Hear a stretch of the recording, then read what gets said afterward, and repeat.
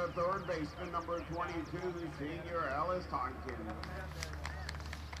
On the mound for the Bobcats this afternoon, batting seventh, number 11, senior right-handed pitcher, Coach Lovejoy. Batting eighth, the designated hitter, number 24, sophomore John Frederico. Behind the plate for the Bobcats this afternoon, number 2, senior catcher, Ben Robar. Batting ninth, the shortstop, number 9, senior Lucas Spire. Number 5, senior Alden Janados. Aiden Janados. Number 15, junior Ben Loze. Number 23, freshman Colin Klein. Number 10, junior Garrett Quaglary. 17, junior Kenton Quaglary. Number 20, junior Silas Garland. Number 16, freshman Eli Pierce. Number 8, junior Brody Neubauer. And number 18, junior Bryce Harmon. The Oyster River Bobcats coached by Mr. Cam Collado along with Aaron Pomeroy and Max Lewis. Now the starting lineup for your Somersworth Hilltoppers. Leading off, the shortstop, number 7, freshman Caden Bickford. Behind the plate for Somersworth this afternoon, batting second, number 24, senior catcher Jeremy Levent. On the mound for the Hilltoppers, batting third, number 45, senior right-handed pitcher Dodger Robinson. Are you live? Yeah, just started. Batting cleanup, the first baseman, number 18, senior Ryan Druin. Batting fifth, playing center field, number 2, senior Logan Bright. Batting sixth, the second baseman, number 3, senior Tucker Mundy. Batting seventh, playing right field, number 15, senior Will Bernier. You know where I might see it on your Batting eighth, the left fielder, number 11, junior Ray Holland. To the home page, it should show. Batting ninth, playing third base, number 10, freshman Lucas Kelly. Number 5, freshman Carter Morgan. Number 1, sophomore Zeppin Yoder. And number 12, freshman Eric Goodrich. Somersworth managed by Mr. St. Maurice along with Mickey Gruen, Matty Doxter, and Andy Soul. Umpires for our game this afternoon on the bases, Mr. William Melanson. Behind the plate this afternoon, Mr. Dominic Rovito. Athletic trainer services for Hilltopper Baseball provided at no cost by the fine people at Marshbrook Rehab here in Somersworth, and we greatly appreciate all that they do. This time we'd ask that you please stand and remove your caps as we so proudly honor this great country of ours with the playing of our national anthem.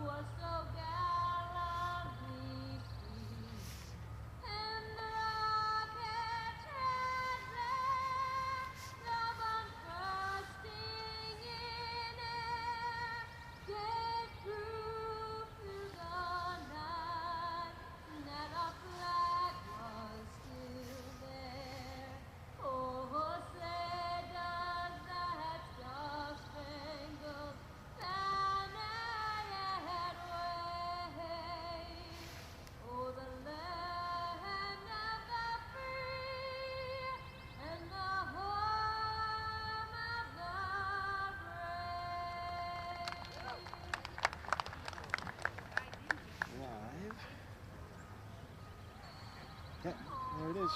That's live. So, yep, I just posted it. I found it. Great.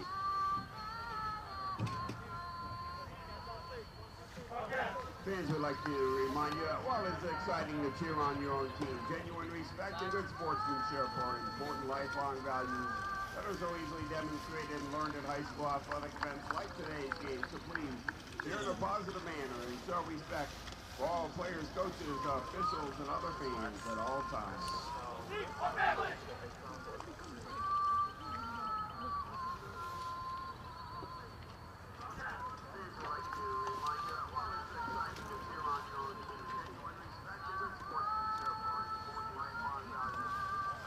Hello, Roger. I'm Greg Poitras. Greg, nice to meet you. Thanks for doing this. Having fun? It's a really easy team. This is the first year my son played baseball at Oyster, so I don't know the team. Yeah. So it's the fifth year. Yep. I'm getting myself a microphone too and introduce you. There you are. I just introduced you to the air, so.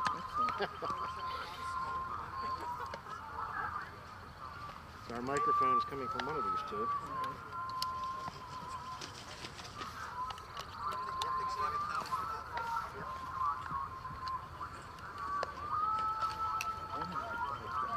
Yeah.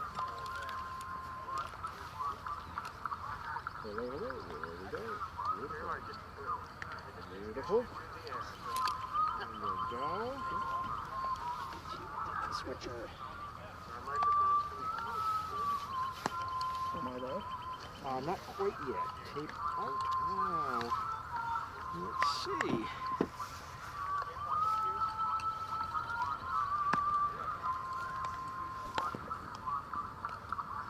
You should be live. And let me give myself a mic.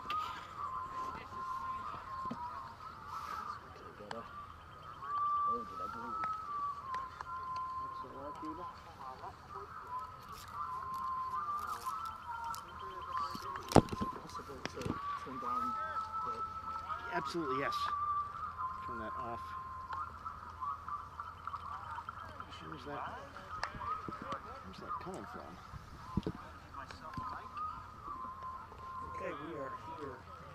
On the mound for the Somersworth Hilltop this afternoon, number 45, senior right-handed pitcher Taj Robinson. And this is a bit of an Oyster River leads off with the second baseman, number 1, Robbie Fox. Fortunate meeting Bill Rogers, who has a whole setup here for live streaming the game, and so we got to talking. He thought it'd be a great idea for someone to do the play-by-play. So here I am, up the bat right now to start for the Bobcats is Rob Follis. There's the visiting team here today, so we'll bat first. Somersworth group called the Hilltoppers. And I'm going to just let everyone know out there, I did prepare to call this game, so I really don't have much information regarding Somersworth. I'll do my best to try to figure out who's batting and who's pitching.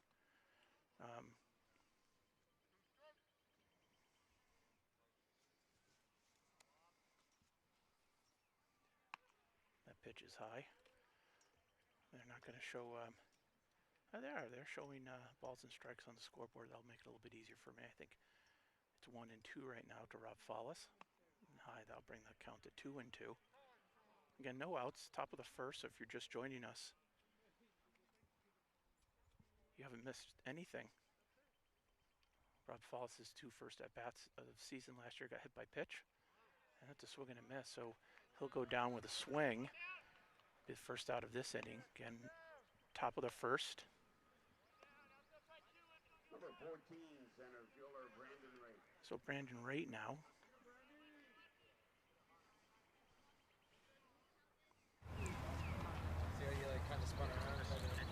Brandon is the center fielder for the Bobcats.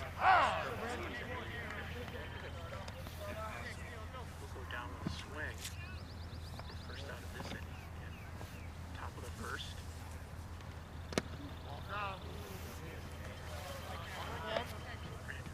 So it counts 1-1, again 1 out. top of the first.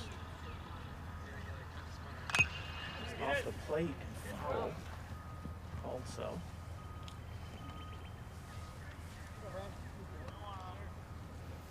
And back to Andy Carlson in the hole. Jack Poitras batting clean up today.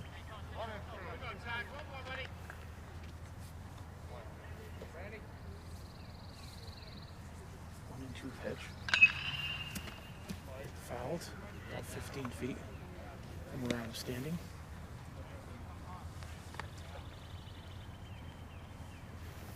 So keep the count at 1-2. 1 out. Top of the first.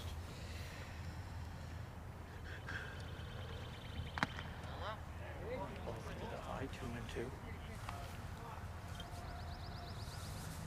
Beautiful place to watch a baseball game. It's a bit of an amphitheater here. Sloped grass hills surrounding this field.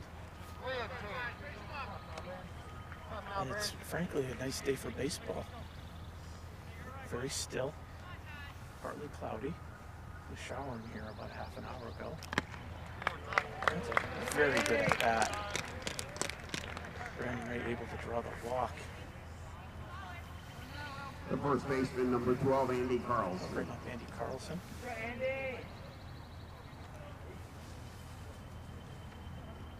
Andy was 2 for 3 or 1 for 3 last game. Drive to. That's a nice pickoff attempt there. Safe. 1 out. Andy Carlson at the plate. That's a drive again to left center. Beautiful contact made by Andy, but just happened to hit it where they are, not where they ain't. So, next generation stats will give Andy credit for that, but... Number 13, right fielder Jack Poitras. I'll just go for 0 for 1. Jack Poitras will bring the forehead up. Jack Poitras, I think, playing right field today.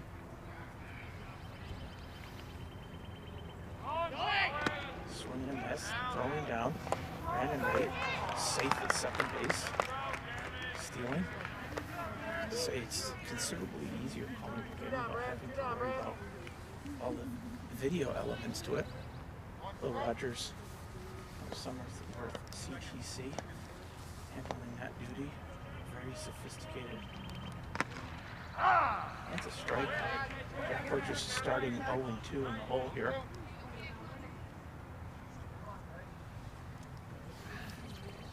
Again, 2 outs. Brandon Ray on second. Poitras 0-2. He'll strike out with a high cheese. That's it. 1, 2, 3 for Jack Poitras.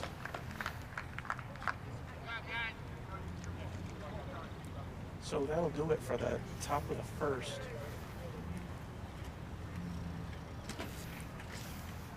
Bobcats for 1 man on, a walk. Great at bat by Brandon Ray. But followed by Andy Carlson's drive to left center, but gloved by the left fielder, and then a strikeout by Jack Poitras and a strikeout by Robbie Fallis to start the game.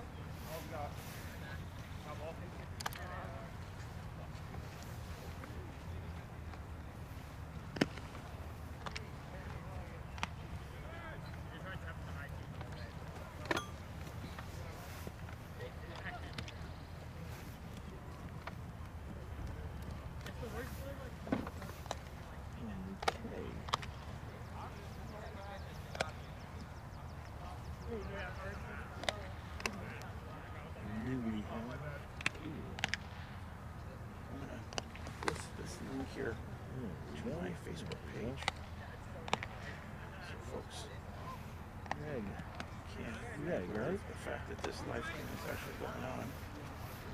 Did not expect that I was going to be able to live stream today.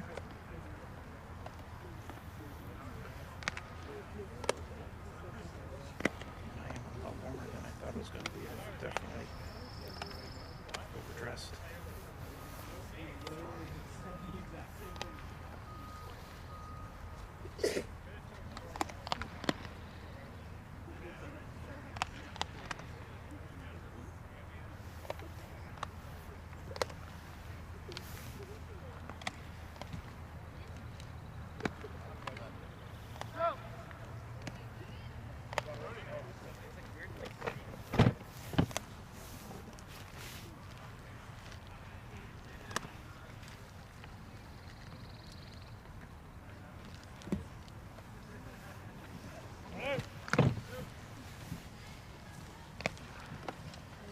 On the mound for the Oyster River Bobcats this afternoon, number 11, senior right-handed pitcher, Coach Lovejoy. So Coach Lovejoy will be Hilltoppers lead off with the shortstop, number 7, Caden Bickford. And Caden Bickford, number 7, will be at bat, leading off the Hilltoppers. So, Foch would have thrown the immaculate inning last game. 9 pitches, 9 strikes, 3 outs. Very quick inning. Picking up where he left off. 2 more strikes. That's 11 straight strikes for Foch.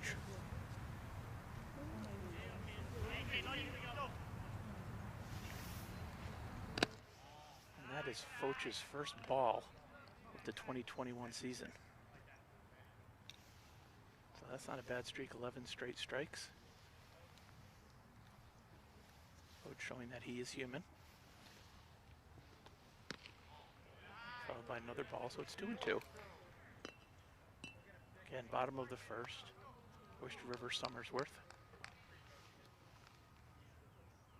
Foch Lovejoy on the mound.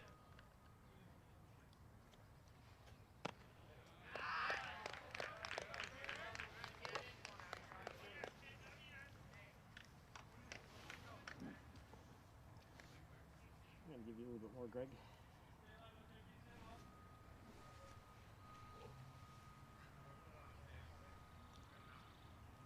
So Foch Lovejoy with his 3-2 pitch, and that will be a walk.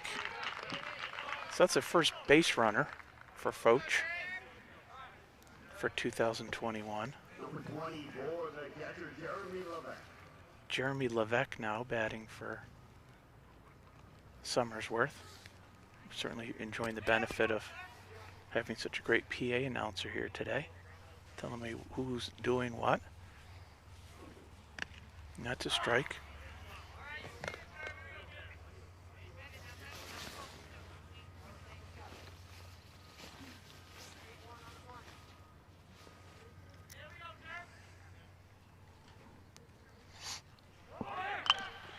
That's a drive. That's a hit.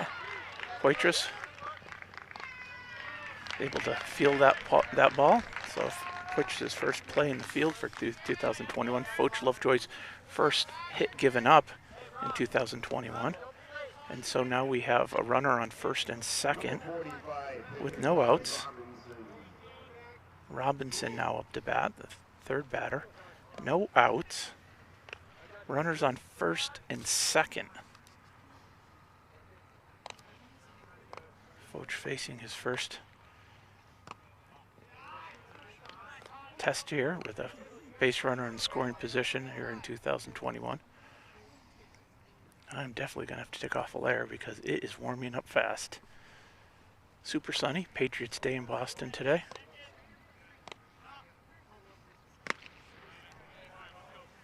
Foch throws the heater and now it's 1-1. Foch has 2 runners on base, first and second.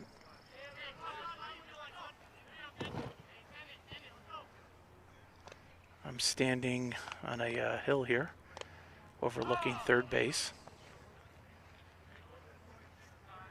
Batter granted a late timeout, steps out of the box, back to the box. It looks like that frustrated Foch a little bit.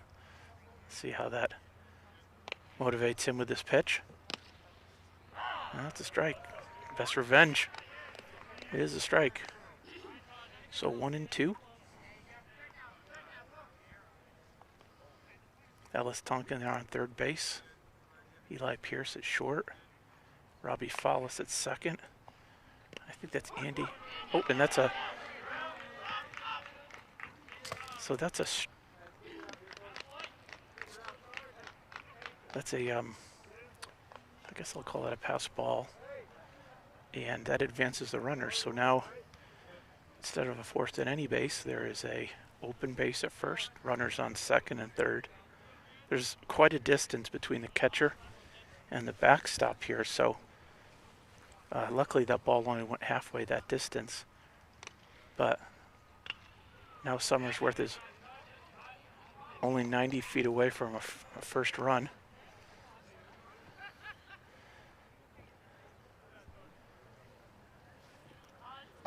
Waiting for a ball to reach the pitcher here.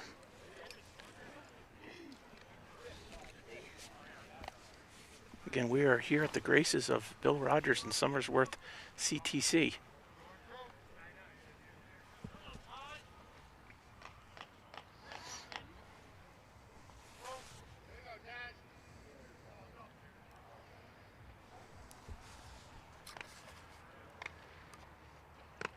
That's a strike 3.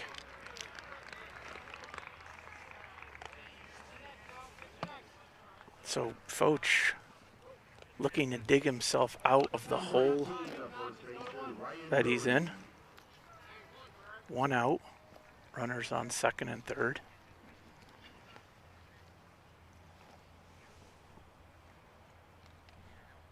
It's the pitch. That's a strike.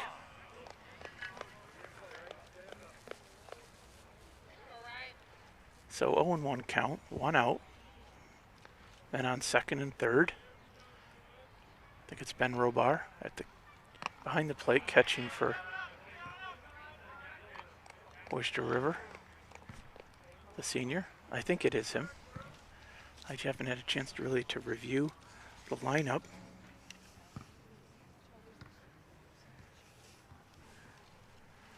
Here's the pitch. Cut. Fouled off.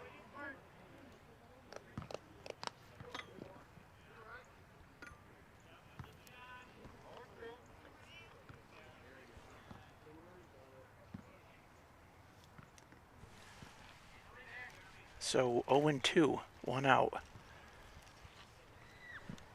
Catcher's job is never harder when there's a man. There's a grounder. The second base. Follis makes the clean play, gets the out at first, but that will drive in a run. And the Hilltoppers will go up by 1-0 here with 2 outs. Logan Bryant now number 2 for the Hilltoppers, up 2 outs. 1-0 Somersworth. The man on third for Somersworth.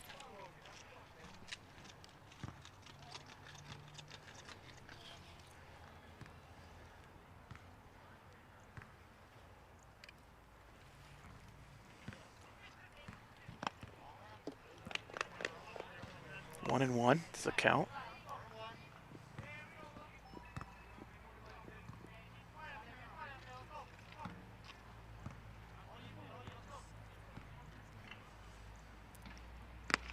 Nice pitch by Foch. That's a strike.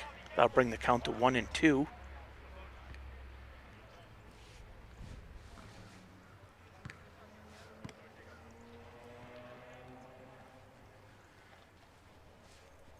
Again, 2 outs, 1-2 count.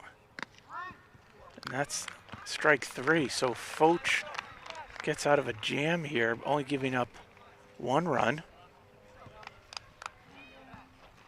There we go. Scoreboard.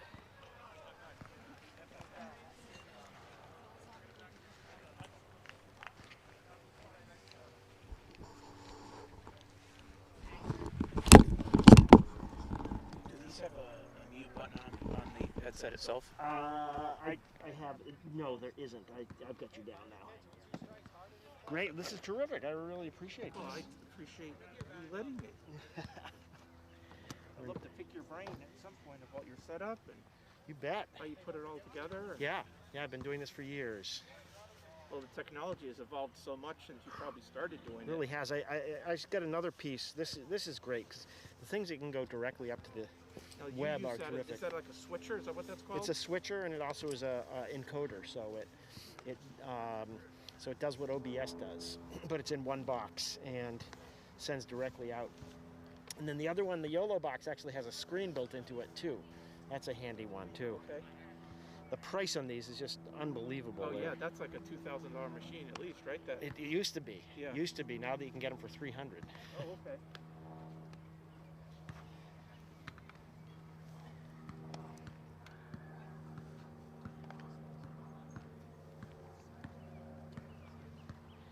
All right, this goes into number 4. Then we'll get a scoreboard going, folks. Thanks to Greg, correct? Yes. Thanks to Greg for coming in, and there we go. Try to get that scoreboard a little bit bigger. Yeah, I'll tell you about my setup after the next inning here. Cool. Am I back? You are back. Excellent. All right, well, we are back. And again, thank you to Bill Rogers and Somersworth CTC for letting me come and on an impromptu basis call the game here. I really appreciate you doing it. I'm not sure how many people are watching either from Somersworth or Oyster River, but if you're not watching live, you'll be able to watch this later. So this is Alden Swiss now batting for the Bobcats.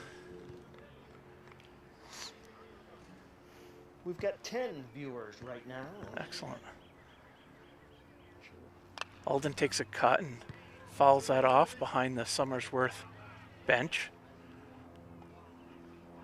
Again, this is just a fabulous place to play baseball. Like, it's just well designed. A bit of an amphitheater here with the hill and the slope surrounding the field. The dugout sort of built into the slope.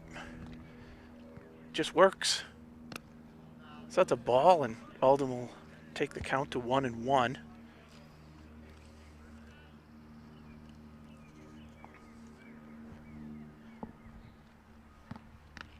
I was at a hockey banquet for Oyster River Hockey last night, honoring the team, and a special note was made of Alden Swiss. That's a strike. 2-2 goes the count. Alden was captain for the Bobcats hockey team, also a captain for this baseball team, and won the coach's award. That's a nice poke, and that's going to get through. Now, I don't know if they're going to score that in error or as a hit. That's not up to me. That's scorer's decision, and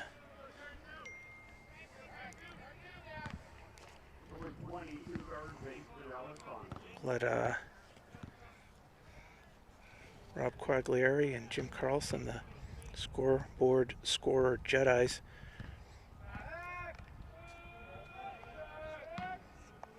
tussle with those considerations. But meanwhile, the fact is that Alden is on first, and Ellis Tonkin, senior, number 22, is at the plate, looking to lay down a bunt, and does so beautifully, just textbook. And the throw from the pitcher draws the first baseman off the base, and that means that Ellis will reach first safely on an error. I'm sure they'll score that as perhaps an E1. Number 11, pitcher Coach Lovejoy. And now Foch is in a position to avenge the run he gave up in the first. There is a runner on first and third.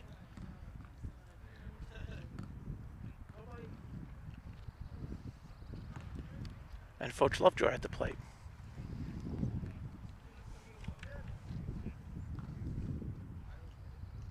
A little bit of a wind. This microphone here has a better wind protection than the one I had at our last game. It has this little fuzzy top to it, which That's I think my is. cat.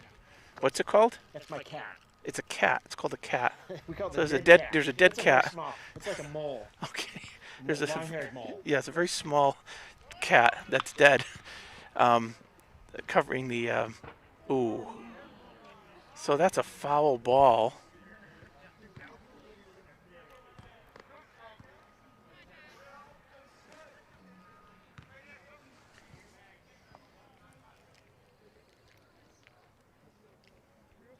That's again, that's Foch at the plate. 2 strikes. Just fouled one off someone's car. Another foul tip. Oh, and another car. That one hit a Prius. I'm parked pretty safely away, so not terribly worried about my truck, although Jack washed it about 6 months ago with sand and grit on the sponge, and think that car will ever look the same again. So maybe baseball hitting it might buff out one of those scratches. And that's a ground ball deep into the, that will be scored as a hit. And so Foch takes advantage of an inattentive left fielder, and that results in a few things. First of all, Foch is on second. Second of all, Ellis is on third, and Alden Swiss is in the dugout in a fun way. Like, he scored, and so that brings the score to 1-1. Foch gets his RBI and wiping out the run he gave up in the first.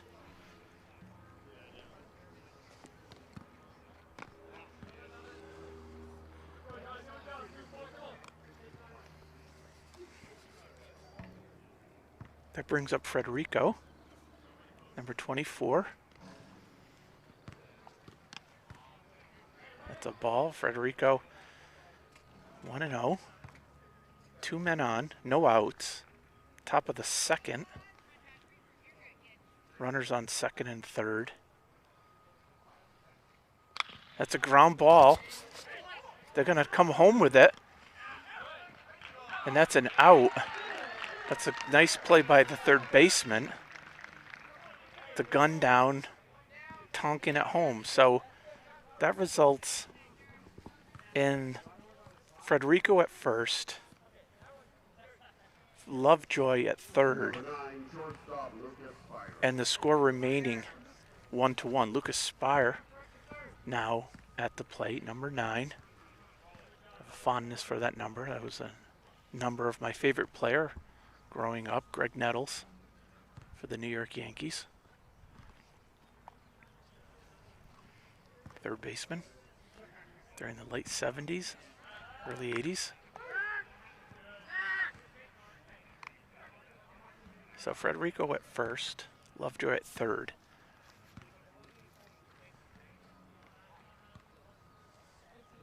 Spire at the plate.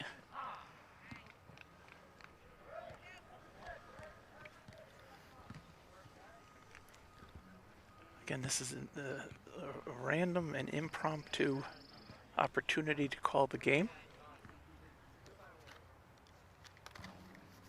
I'm really happy with. And here's a ground ball. So a misplay on that ball results in another run. And runners on first and third. And that will bring us to the top of the order and Robbie Follis.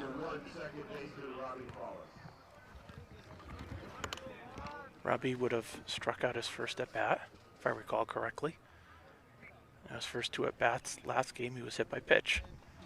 I'm sure he'd rather get hit by a pitch than strike out, I think. Generally speaking, that's psychologically logical. But so with the reverse. So 1 out, runners on first and third.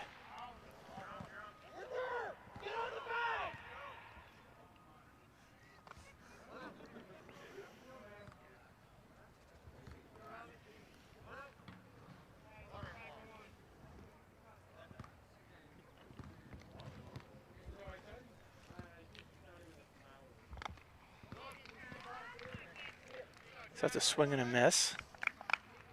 1-2. Spire on second. Federico on third.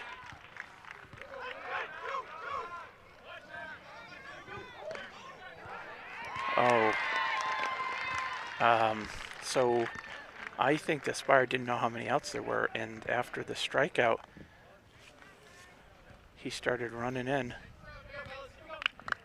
then got picked off on second. So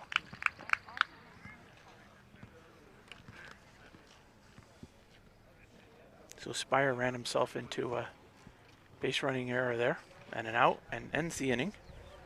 But Bobcats put 2 up on the board and it's 2-1. And I will be back in just a minute.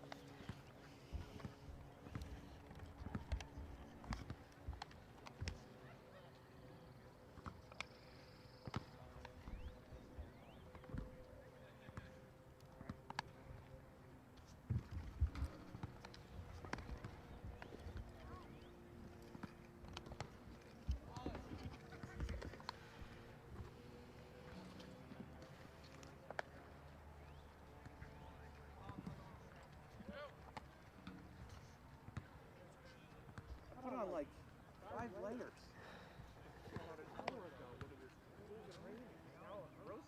Hey folks, Bill Rogers here at the Diamond up on the Pines, and glad to have run into Greg from Oyster River, who was happy So we'll enough start to here. put on the phones and call the game for us. So hope you're enjoying it. Beautiful day up here at the top of the hilltopper city. Greg, thanks for doing it. You're welcome. So this is now the bottom of the second, and the score is 2-1. Oyster River having put up 2 runs at the top of the second. That's a strikeout for Foch Lovejoy. Number 15, right fielder Will Bernier. So number 15, Will Bernier, now up. 1 out. Foch Lovejoy starting the second inning, bottom of the second inning, with a strikeout. Foch would have thrown the immaculate inning in the 1 inning he pitched in game 1. 9 pitches, 9 strikes, 3 outs. He started today's outing with 2 straight strikes, and his streak ended at 11 straight strikes for this season. Next pitch was a ball and ended up walking him and ended up giving up 1 run. But he has found his form, not that he really lost it, but he has now struck out 2 batters. Then for Somersworth, the left fielder, number 11, Ray Holland. Ray Holland now number 11 for Somersworth at the plate, batting for the Hilltoppers, and there's 2 outs.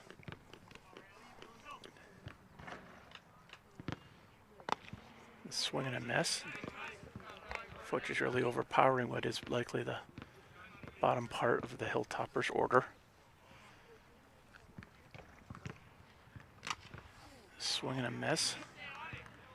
That will bring the count to 0-2.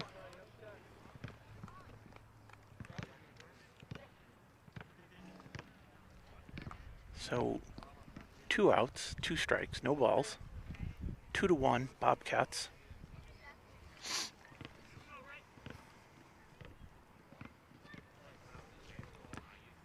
Swing and a miss, and that's strike 3 and 3 outs, and so they'll change sides.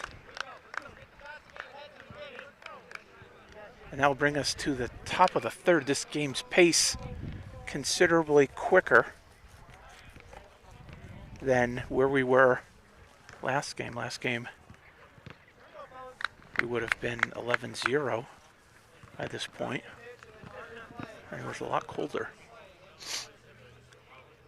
So leading off this inning, I'm just not sure. Could be, I think it's Brandon Raitt, if I remember right. If I had a lineup in front of me, I'd tell you, but I don't.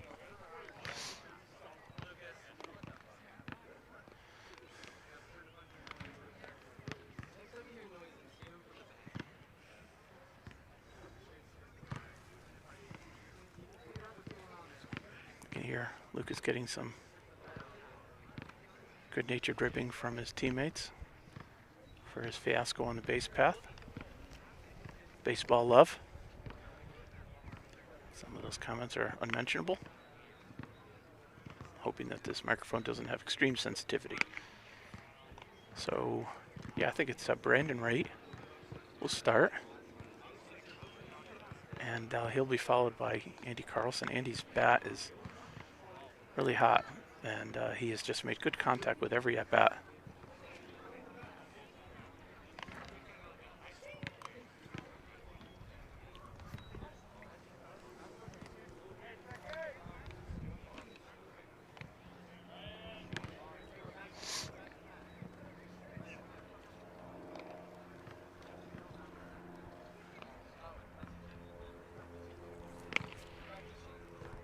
We are here at Noble Pines Park. That is the name of this facility, and it is noble. It's well designed. It's carved into this hillside. Lots of fans here today. Brandon Wright at the plate to start the third. Nice contact. Pulled foul. And just avoided a Jeep. Brandon would have walked, I believe, to start, in his first bat in the first inning. He's 0-1. And that's a beautiful drive. That is gone! See ya! Let's talk about it!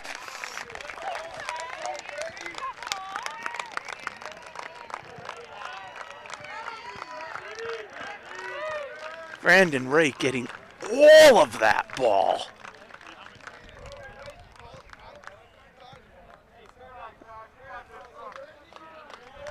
So a shot, look, I don't know what the distance to dead center is, but I'm looking at left center being 325. So I would put dead center at around maybe 335 or 340.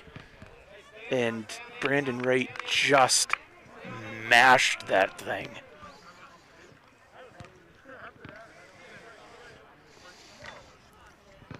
Andy Carlson with a drive. It's gone!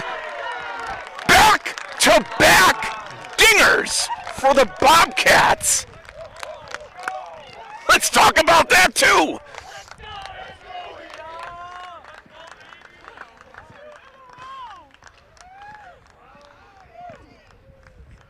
So Andy Carlson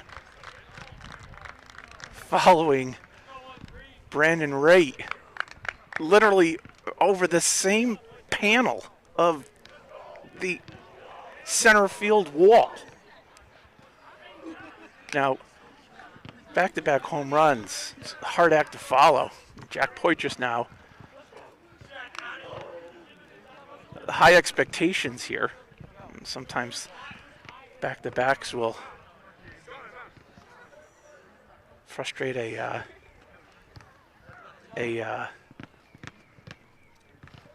pitcher, and sometimes the next batter will pay for that, but we'll see.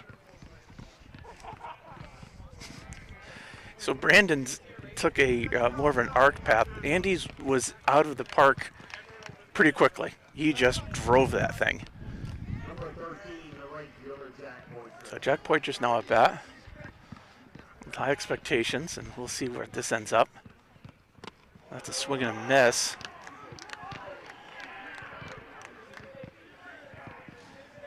So it's 4-1 now.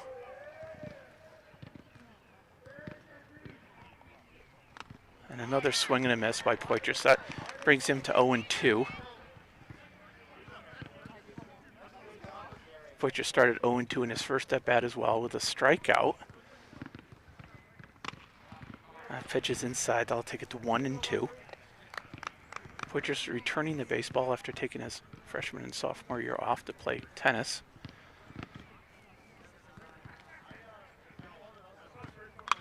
That's a pop fly. Foul ball near his mom. She just put her hand over her head, hoping that it wouldn't hit her.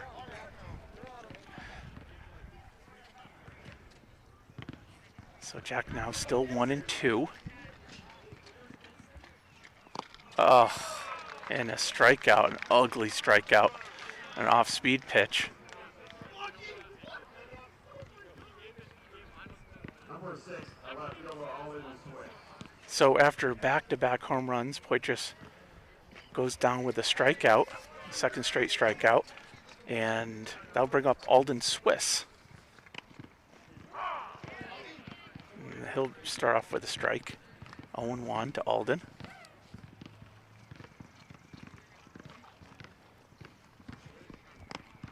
At the ball, 1-1. But the story of this inning, Brandon Raitt, Andy Carlson, back-to-back home runs, essentially over the same part of center field.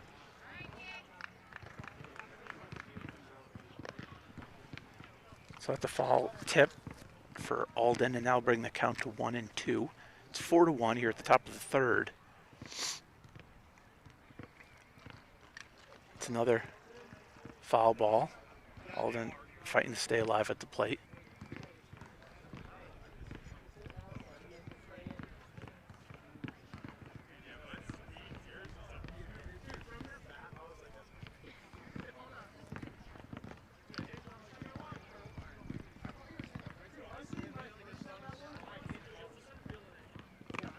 That's his third strike looking. Backwards K, and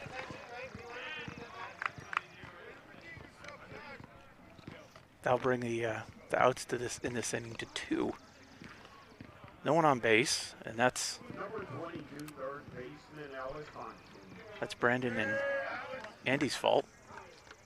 Brandon cleared off the bases with a 2-run home run earlier this inning, and then followed right by Andy Carlson with a drive, back-to-back home runs. That brings up Ellis Tonkin, number 22, senior. It's a nice pitch to take, and he did. Brings the count to 1-1.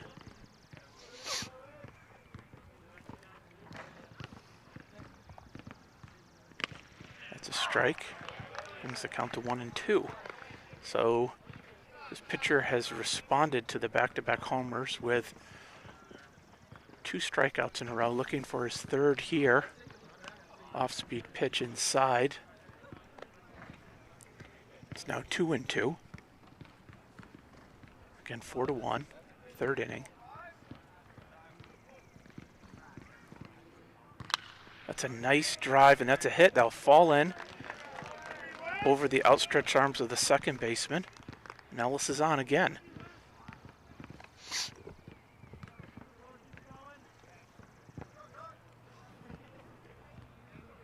Number 11, the pitcher, Coach Lovejoy. Coach Lovejoy at the plate now.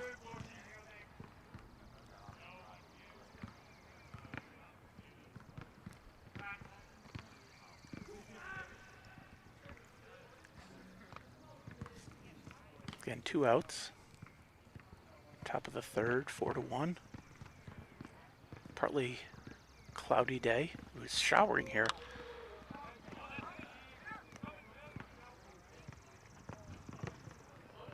Just about an hour ago, when I left the house to come here to call the game, my windshield wipers were on.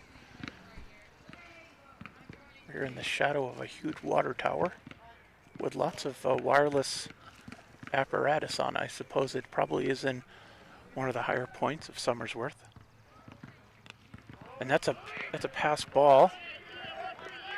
That will bring Tonkin to second. Again, the distance between home plate and the backstop is considerable.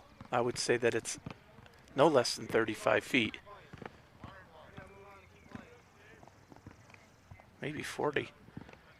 And so a pass ball just has major consequence.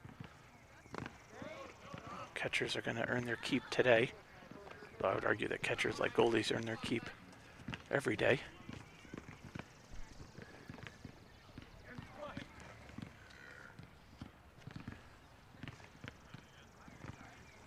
Again, Foch door at the plate, 2-1. That's a nice hard ground ball. Played by the shortstop. And makes it out. Coach Lovejoy has considerable strengths. Speed would not be on a Family Feud list.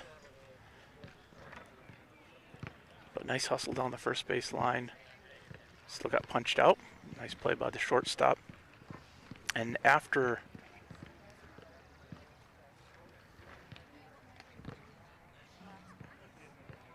the first half of the third inning, we have 4-1. Bobcats. We'll be back. Thank you, Greg.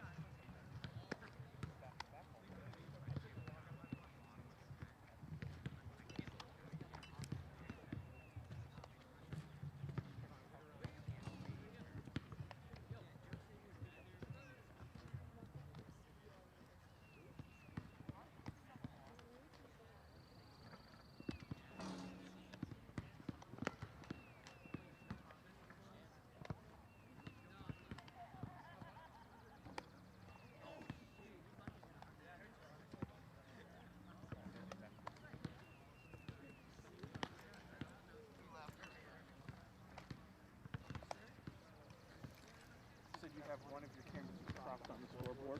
I do, yeah. Yeah, it's Is it really? Oh yeah. I'll mention that.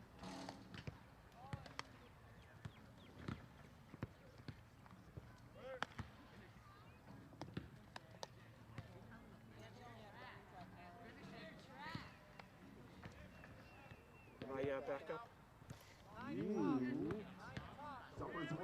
All right, we're back. Again, thank you to Bill Rogers with Somersworth CTC for allowing me to step in and call the action here. Number 10 for Somersworth, I did not get his name. Let's see if I can't pull it up on my phone. Hate to not have. So that's Kelly. And Kelly, I think, is their third baseman. It's 4-1, and it's 2 strikes. And that's 3 strikes. So I got the name of the player just in time for Coach Lovejoy's strikeout. Number 7, shortstop, Shane Bickford. So Bickford now up, shortstop for the Hilltoppers of Somersworth.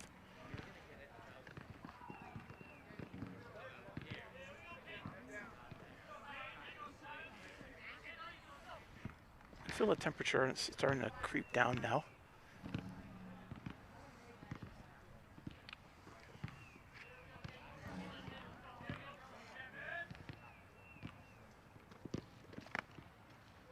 So Coach Lovejoy's still pitching, and Carlson's on first. Follis at second. Spire at short. Tonkin at third. Rate, I believe. Yes. Center field. Swiss and left, and Poitras and right.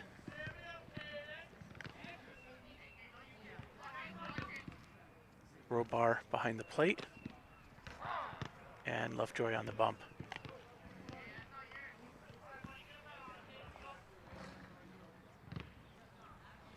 Four to 1. Bottom 3. 1 out. That's a drive. Swiss settling under it and catches it. And that's an out. So 2 outs, bottom 3. Number 24, the catcher, Jeremy Lovett.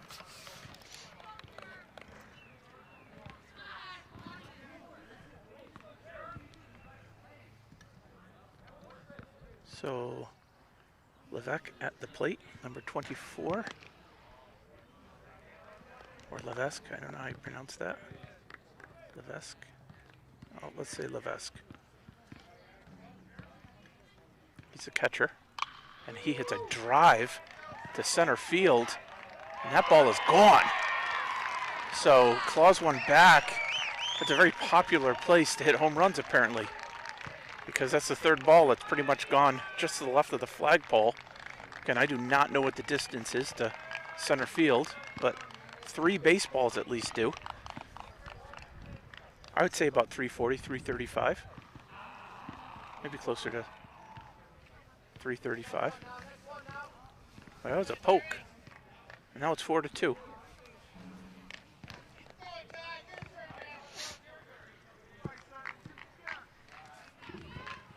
Again, Carlson and, or I should say Raitt and Carlson in that order. Back-to-back home runs. Robinson's up now, the pitcher for the Hilltoppers. Pitcher v. pitcher here.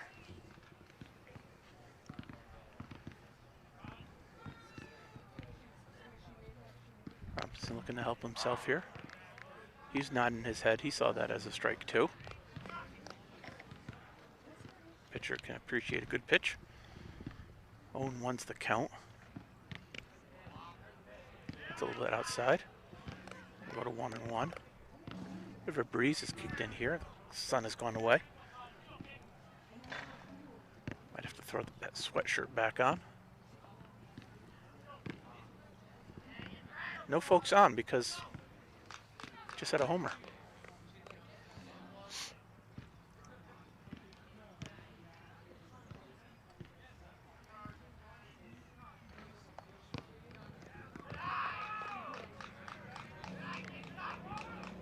Again, we're coming to you from Noble Pines Park here in Somersworth, New Hampshire.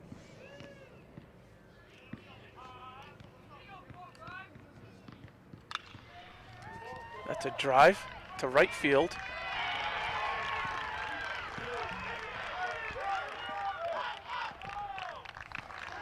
Played by Poitras on a hop. Not able to get to that ball in the air.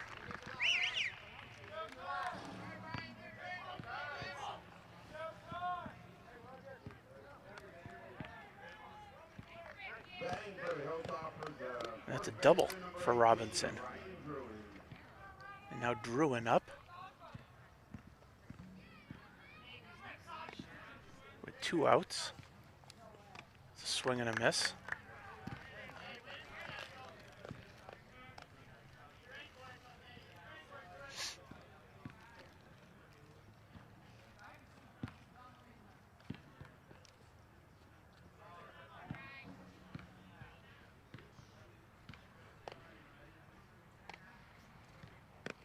It's a nice pitch by Foch.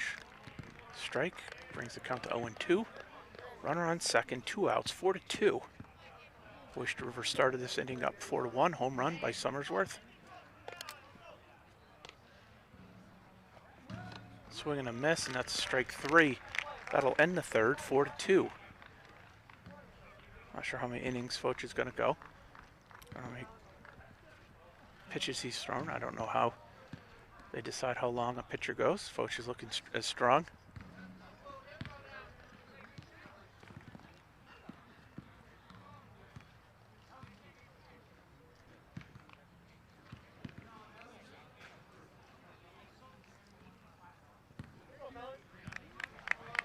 So Greg, no looks last year, not a single game.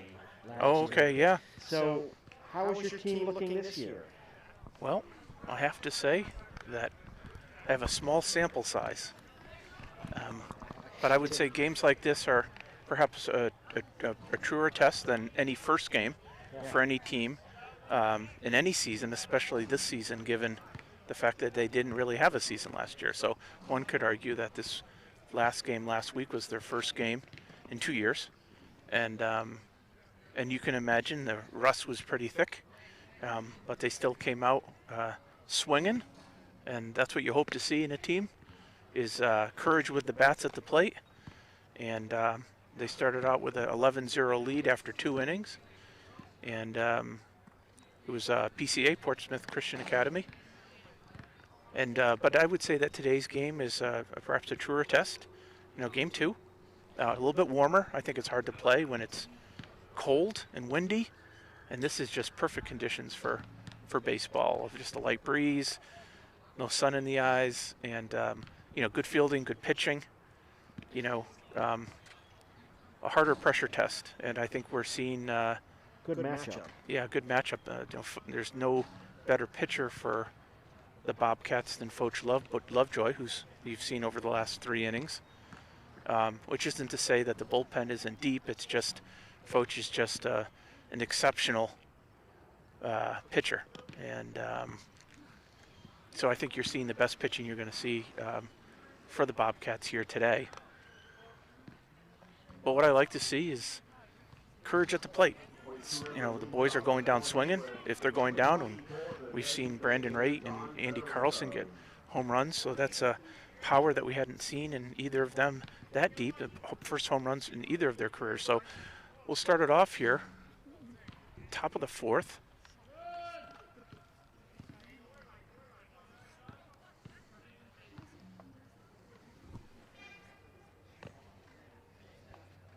With the Federico, number 24, 1-0. And that's a ground ball, foul down the third base line.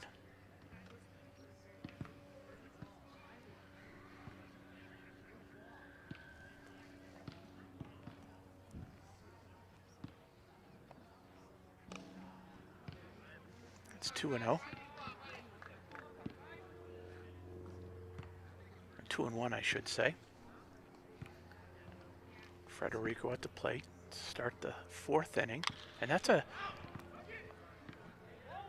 shot to, so that was a shot to right center, throw in, but not played by the shortstop, and so no opportunity for a tag. I'm not sure how they'll score that. That looked like a very catchable ball. A little bit of confusion as to whether the center fielder or the right fielder was going to take it, and in the semi-confusion there, the right fielder just didn't get under it and went off his glove, so Federico's at second. And that brings up Spire. Spire lays down the bunt beautifully and throw down the first by the pitcher. It's just always funny to see pitchers who can deliver a throw with such control have such a hard time fielding and throwing the ball to first base accurately.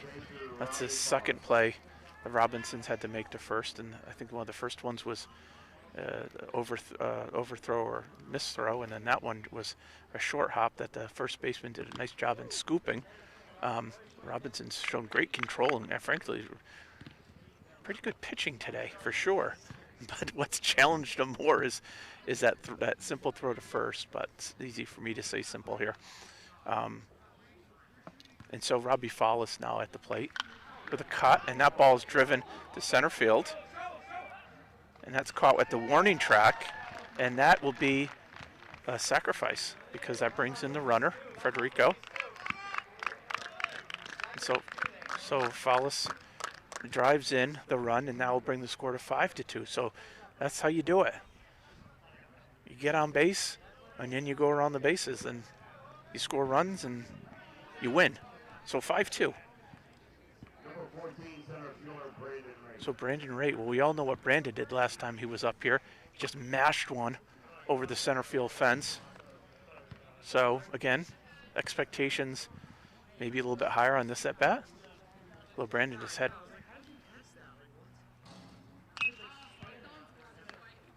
a good start to his season. It's just great, solid contact so far. He's not had a bad at bat. He hasn't had a lot of bats, but every bat at-bat has been just, you can tell he's seeing it, and that last at-bat just shows you what he can do when he sees it and makes contact. He absolutely mashed that ball. His ball took a different flight than Carlson's. Carlson's was out of the park in like a second and a half, whereas Brandon's had a bit more arc. But Brandon's probably a little bit deeper, but Carlson's just almost on a rope.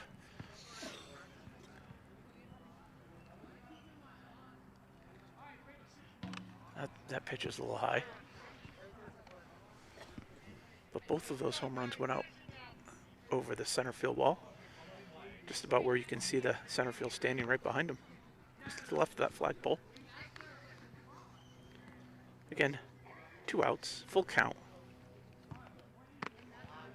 That's a walk. So if I recall correctly, that's Brendan's second walk. I don't have the score book in front of me, and I'm not trying to keep track of the score here. So Andy Carlson, well, let's talk about that. Andy would have gotten a home run his last at bat. Again, just another mash over the center field fence. Ooh, that was a great pickoff attempt by Robinson. And Brandon did all he could to scoop back to the base for that one. Carlson is another batter who has just had great at-bats this season. There's been no at-bats that he hasn't made contact, and he's just seeing it. So this all bodes well for the Bobcats. So Robinson, no problem with pickoff throws to first, because they've all been just darts right where the glove should be, and Brandon is earning every inch of the lead he's taking. He headed the second, and so that's the good thing about sending a runner, is that you force the fielders to kind of freeze and start running to cover the throw, and that worked out well because Carlson's hit just was where maybe the second baseman might have fielded it had he been in a different position, not trying to cover the base. Now bring up Jack Poitras. Jack Poitras with 2 strikeouts today, looking to get that barrel on the ball for the first time today. That's a nice drive. That's that's off the fence. So Poitras bat wakes up for the season here. His first hit for 2021, puts it off the center field wall.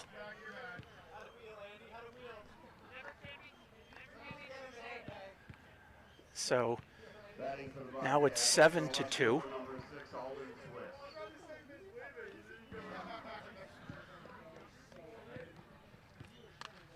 And Alden Swiss, number 6, captain Alden Swiss.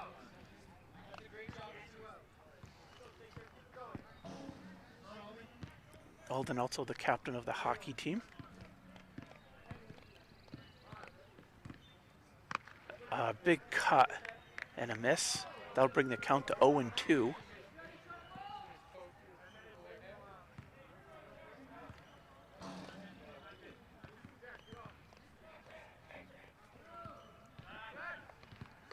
Poitras has to scramble back to second base. Poitras on second base, having driven the ball off of the center field fence for a 2-out double, scoring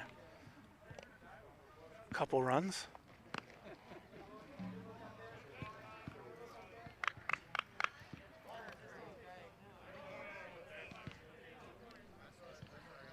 Count is 1-2, 2 outs, 7-2.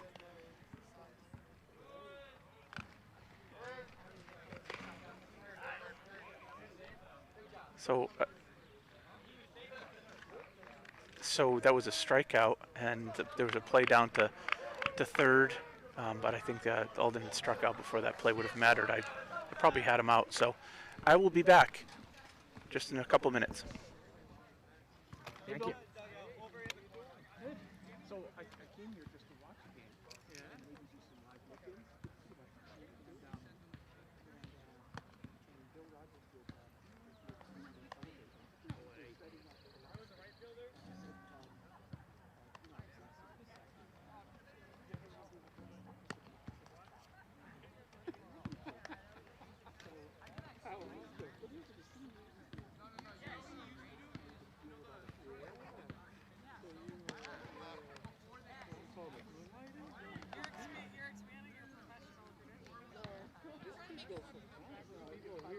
exactly. Here you work early. Exactly.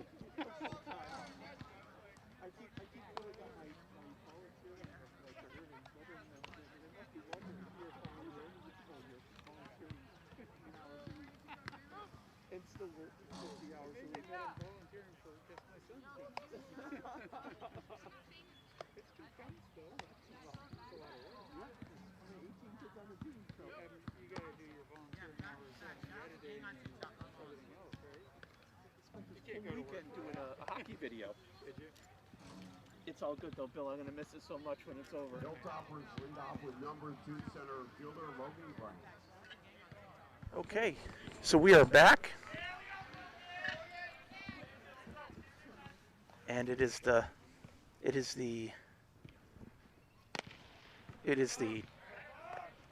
fourth inning and bottom of the fourth. We're gonna see if we can't provide more information than that. So that's number 2, and that's Bryant at the plate. Bryant is their center fielder, and which means that Bryant saw a lot of action. Has seen a lot of action this game, mostly looking up. The balls fly over his head. Although Poitras did put one off the wall to the side of him.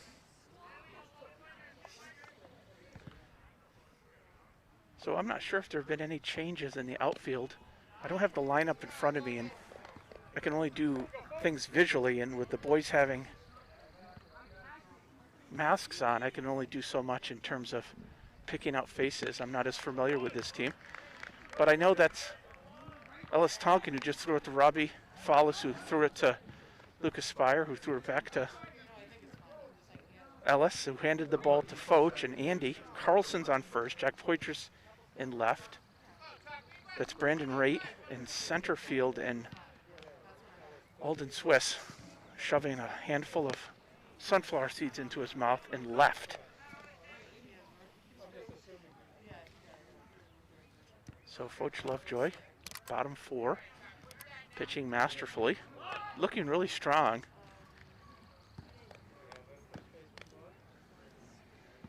So Mundy at the plate now, M-U-N-D-Y, not the day, just the name. And Mundy's their second baseman. Nice drive, beautiful hit down the line drive between the gap of the shortstop and the third baseman. And Monday, honoring his day with a hit.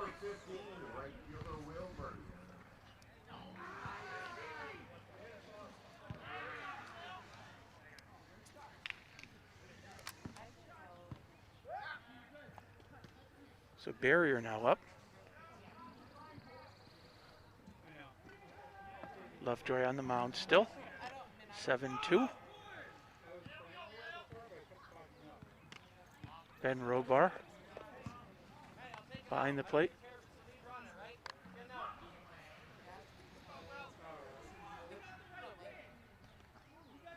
Coach Collado shouting out some instructions to his fielders. And that's a drive. Raitt settling underneath it with the catch. Well tracked by Raitt. It was a nice hit too. Let's talk about that. It was driven well, but into the waiting glove of Brandon Raitt. Ray Holland now. Holland's the left fielder for the Hilltoppers. Runners going.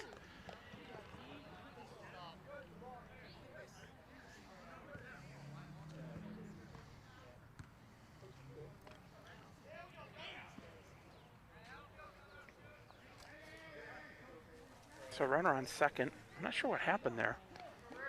Thought it was a foul tip bunt, but apparently it wasn't because the runner's on second. There's 2 outs.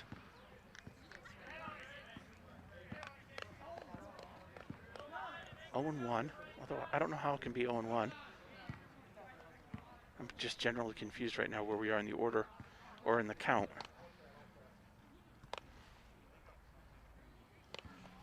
The pitch, a little bit low.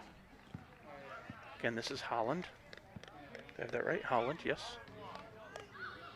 1-1. Again, now I don't know how that's possible. Oh, there's a mosquito. Oh, first mosquito of this season. That'll make me wish it was a little bit colder. And the first dead mosquito at my hands. So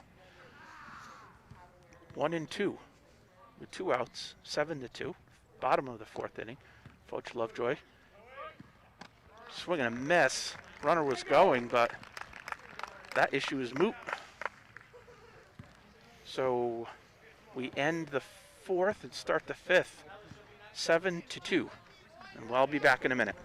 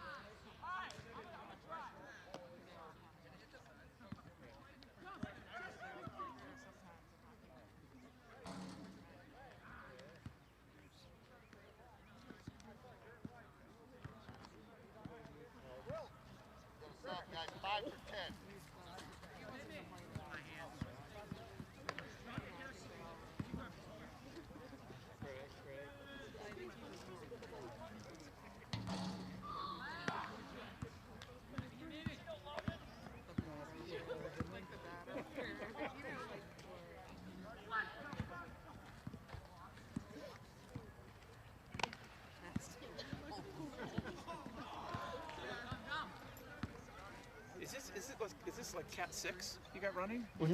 Yep. Have a radio right out there that hooks up to the school down there, the central office. That's where you So, get your, yeah, your 'cause, Wi-Fi? yes. Number 2, senior right-handed pitcher Logan Brown. 'Cause that's the key, right? Is getting bandwidth. Yeah, it really is. And cell phones rarely give it to you. Yeah, I have a hot spot when I'm remote like this, but Yeah. it's It's spotty. suboptimal. Yeah, we have another field that we were going to try it. I tested it out. It's just not worth it. It's just too frustrating. It cuts in and out. And with YouTube, it'll cut off your feed. And sometimes you won't be able to get it back. Oh, okay. Facebook's has a a little bit feature- better. Yeah, Facebook has a feature that you can elect not to lose your live stream Right. if it goes dark. Yeah. I bought this fiber optic HDMI Yeah. to run a camera behind the plate to I have like a portable scaffolding, so I'm off the ground this much. Yeah. And I run that to my my tower. Yeah. And so I can do a camera behind the plate Yeah. and a camera like right here. Yeah. Oyster River leads off the 5th inning with tune number me back 20, out? 2/3 Got it. baseman Ellis Hunt. Thank you, Bill. All right, we are back. We have a new pitcher. And Ellis Tonkin at the plate. See if I can figure out who is pitching. That looks like it's Bryant. So Bryant on the bump. Robinson was pitched the first 4 innings, and I thought did so well. He just suffered some big hits, but otherwise had solid pitching. But Bryant now pitching for the Hilltoppers. The Mosquitoes are out, which is just unexpected.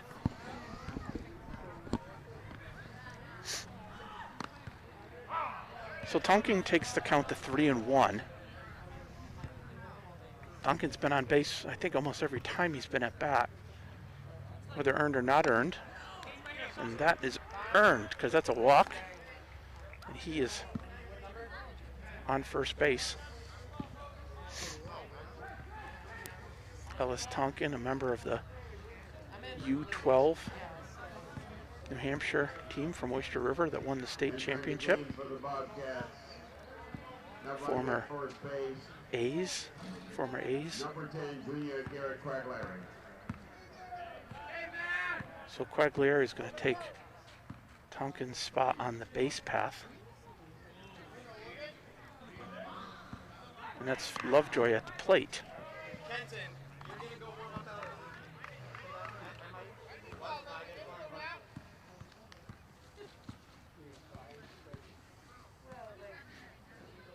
So we're going to see some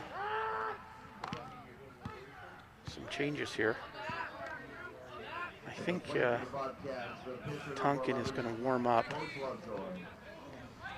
Lovejoy's at the plate. I'm not sure what the count is. I've just been kind of trying to track what's going on here with Ellis coming out of the game, at least as from the running perspective. I don't know where there's the bullpen. It's well across the fields here, so the warm up just getting to it.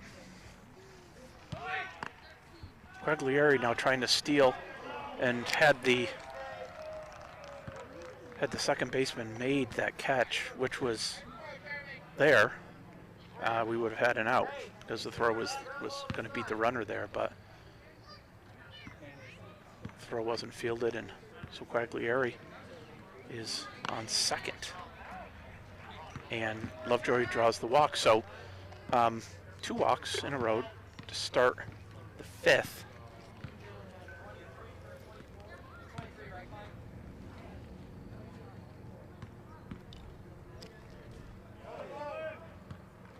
Again, that's Bryant on the mound. So Bryant starts. So Colin Klein at the plate. Colin, a freshman and a catcher.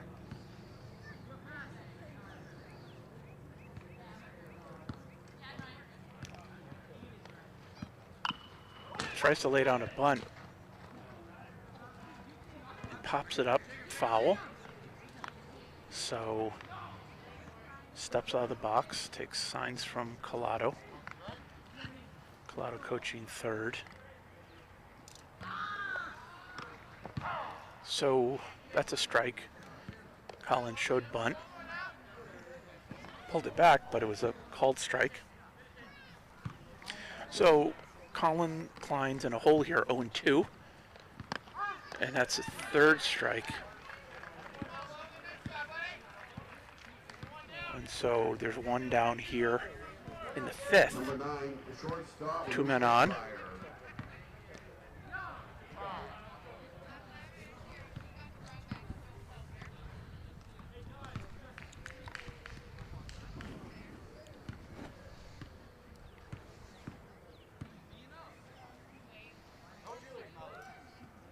So Spire at the plate.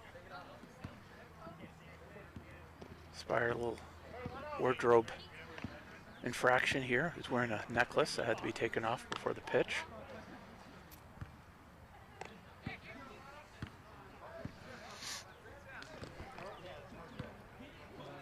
Spire, the shortstop for the Bobcats. Strike. That'll bring the count to 1-1.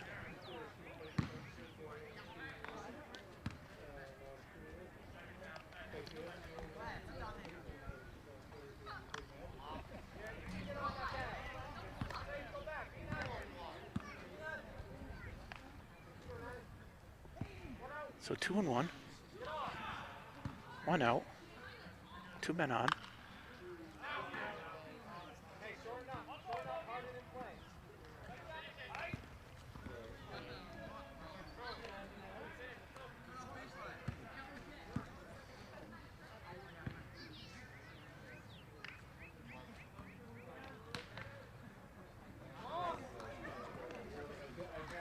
That pitch is high. That'll bring the count full. 3-2.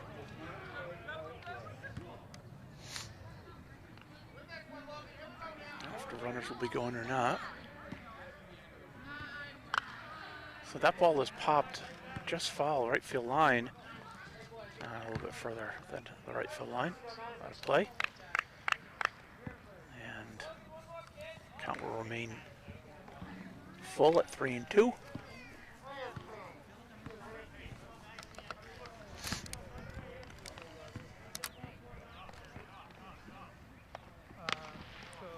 That's a walk.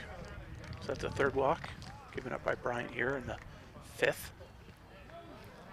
Nice at bat Number 1, by Spire. Robbie Falls. So the bases are full.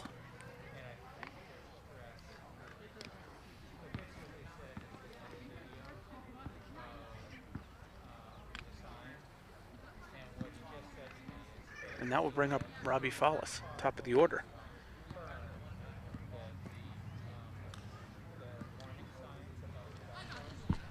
Not sure exactly what Fallis has done. I think he's had a couple strikeouts so far in this game. I don't have the scorebook in front of me, so, and I just can't remember what he did with all of his at-bats.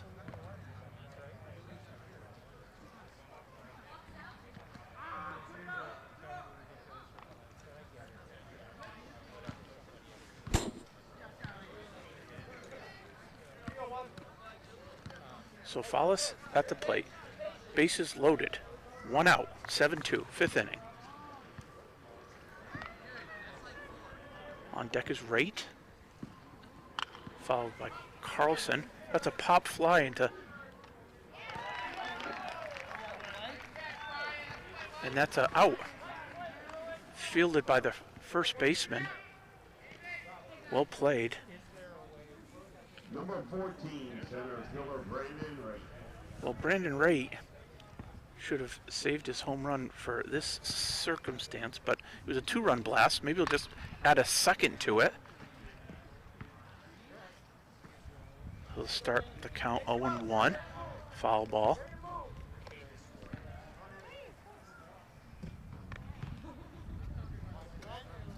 So 0-1, 2 outs.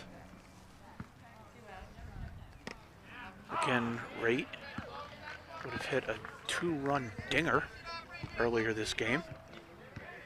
Just smashed a ball straightaway center.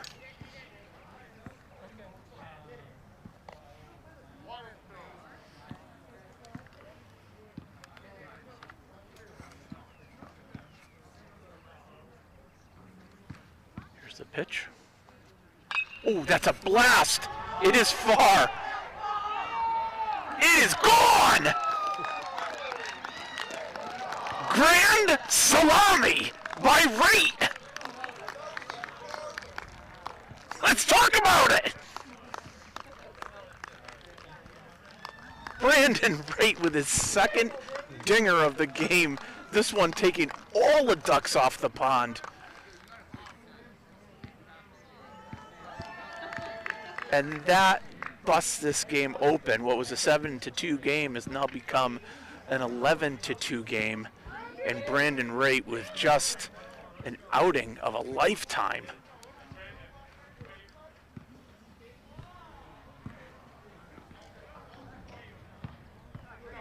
Number 12, first baseman Andy Carlson.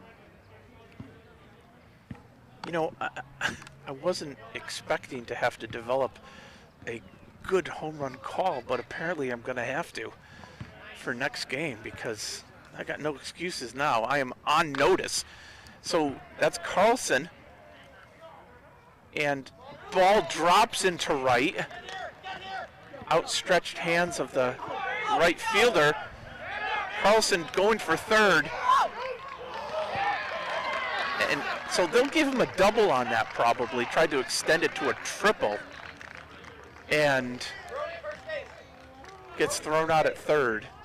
That was a close play. We'll have to check the replay on that one.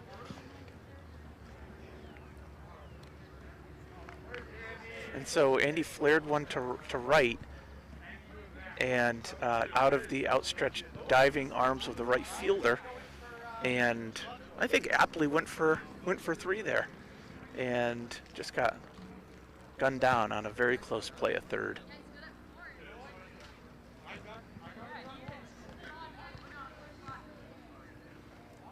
So we have some lineup changes here,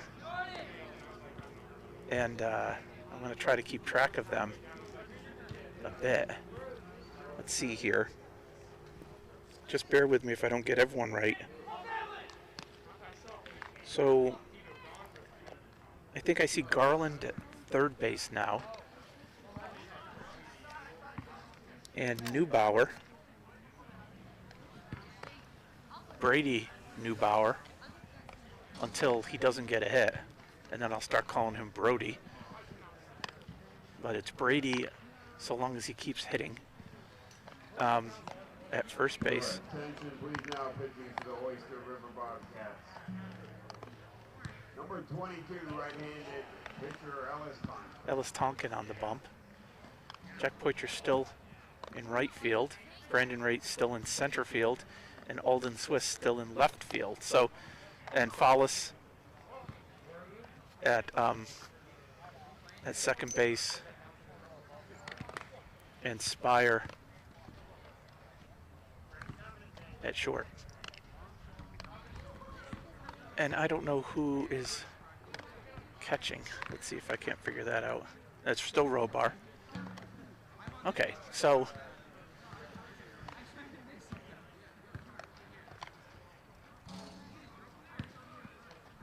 it's the bottom of the fifth. It's 11-2, and the story of this game is the long ball.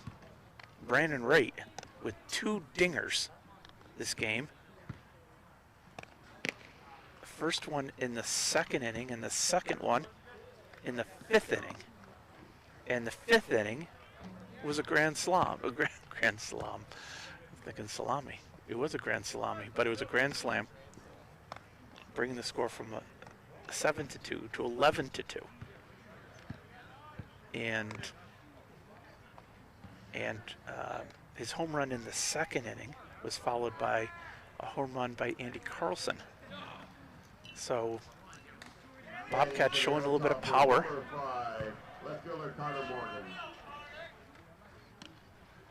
So we'll start the inning with Ellis Tonkin on the bump and Morgan at the plate, number 5 for Somersworth. It's 1-0.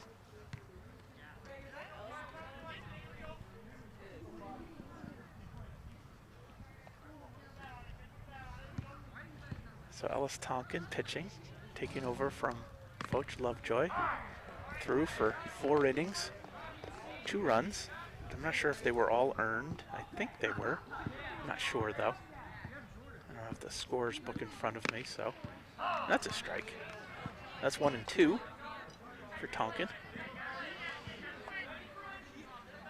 Tonkin, another member of the state champion U12 team from Oyster River.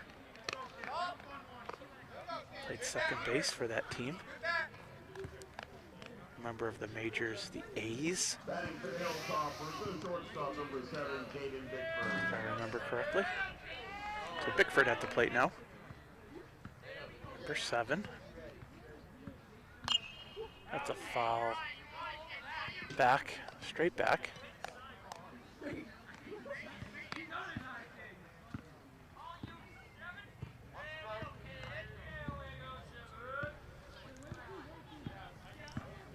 Bickford, number 7 for Somersworth. Inside pitch, brushes him out of the box. Ellis Tonkin, Mr. Baseball for Oyster River.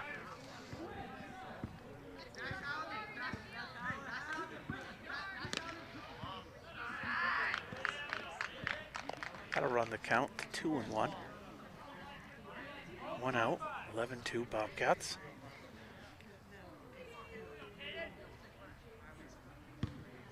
Oh, that's a drive. That is a drive, but Wright settling underneath it. So that's just a long out. That was well hit, but you gotta hit them where they ain't, not where they are. So that's 2 outs. Number 24, catcher Jeremy Levesque. Levesque now up, catcher for Somersworth. Number 24. It's 2 outs for Tonkin. Pitch. Strike. 0-1.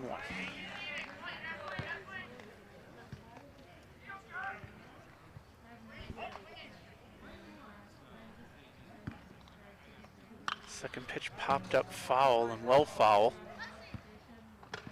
And hit That's the grill of Alexis out there. Of course, everyone chuckles until it's their car. We're in Noble Pines Park here in Somersworth for the Oyster River Bobcats Game 2.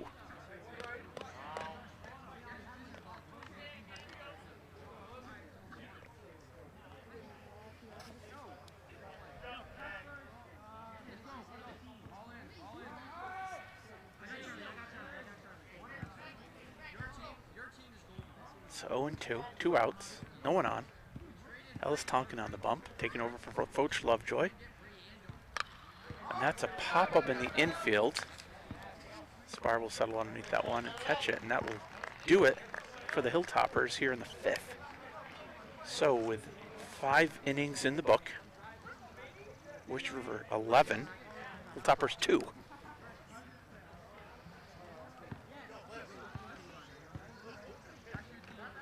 Now let's see who bats.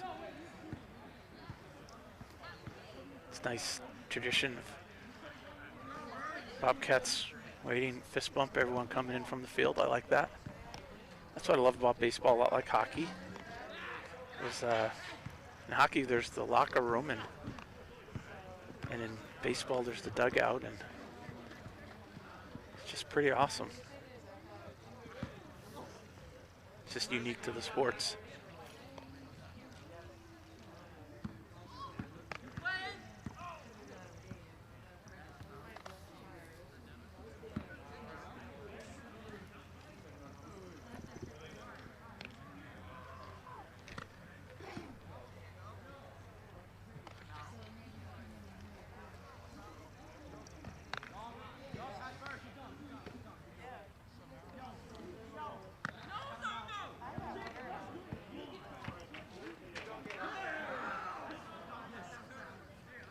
So Bryant's still on the mound for the Hilltoppers. I should say Bryant on top of the hill for the Hilltoppers. Perhaps a little campy.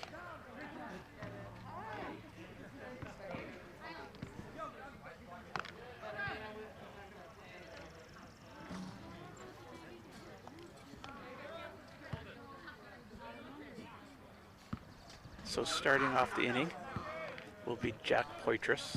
Andy Carlson would have gotten the final out at the end of the 5th inning, or actually at the last inning, trying to stretch a double into a triple and came oh so close to achieving that.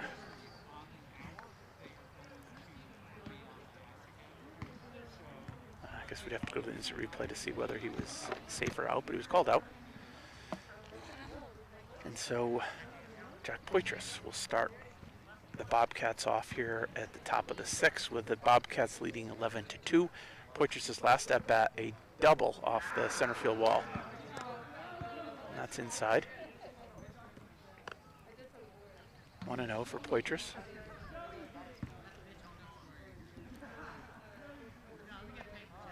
That's a drive into the batting cages, though, over the batting cages. So that was a long foul ball. Poitras got in front of that one. That'll bring the count to 1-1 for Poitras. Poitras, the right fielder, junior. First year of varsity baseball. That's a ball. I'll take the count to 2-1.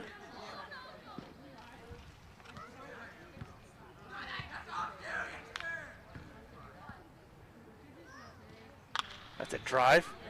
That's a hit. Nice rip between the first and the second baseman, and Poitras will be on for the second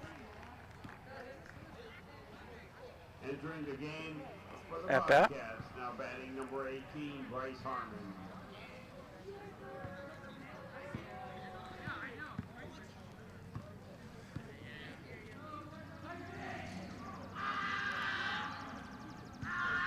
So now batting Harmon for the Bobcats, number 18. Poitras on first, no outs. Poitras taking a big lead. Pickoff attempt. Nice throw down to first, but Poitras gets back.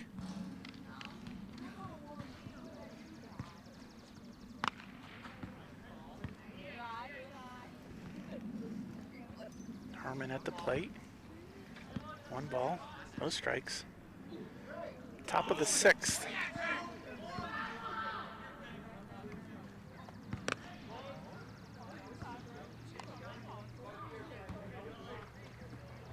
Poitras also a member of the U12 state championship team. He played shortstop for that team. And he was a Ray in the majors.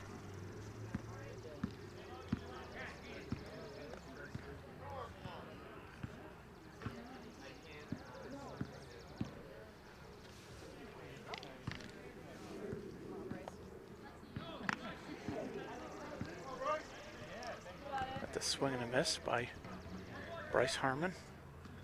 That'll bring the count to 2-2.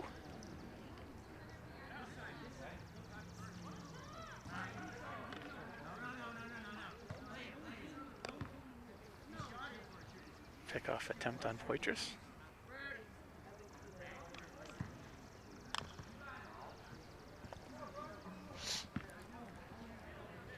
Poitras also a member of the varsity hockey team.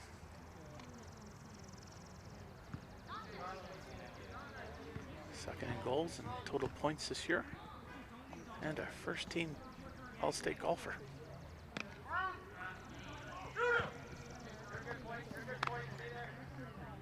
So Poitras attracts the throw down the second. And scampers back to first. That's a strikeout for Harmon. And that will bring the outs to 1. So Ellis Tonkin now at the plate. Grounder up the middle. They will get force out on Poitras at second base. So Poitras will run off.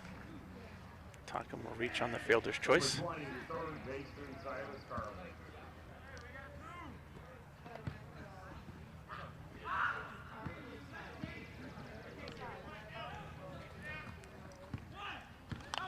That will bring up Garland.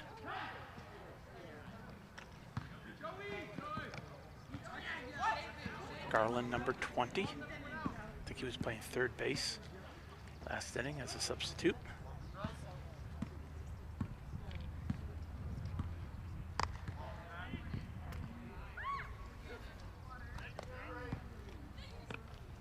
So Tonkin on first. 2 outs, 1-1. To Garland. Throw down to first. Nice play by the first baseman to save that.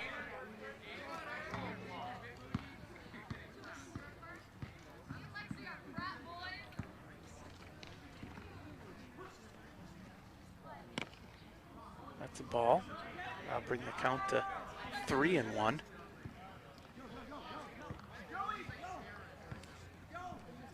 Tonkin on first, Garland at the plate. 3-1's the count, 2 outs, 11-2 here at the top of the 6th. Here in Noble Pine. And that will be a ball, and that will send Garland to first and send Tonkin to second. And Aiden Genados now at the plate. The lefty, Aiden, another member of the U12 state championship team.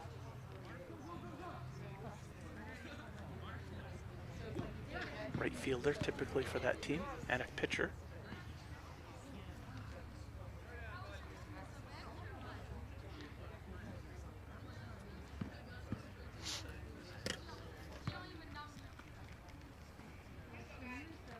And that's a pass ball or wild pitch.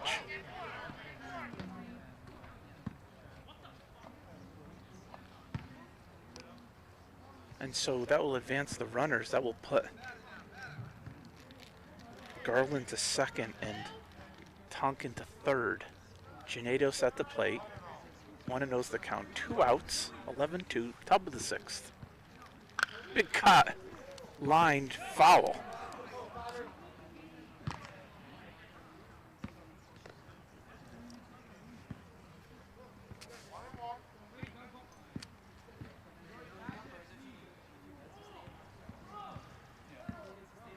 The pitch. That's high.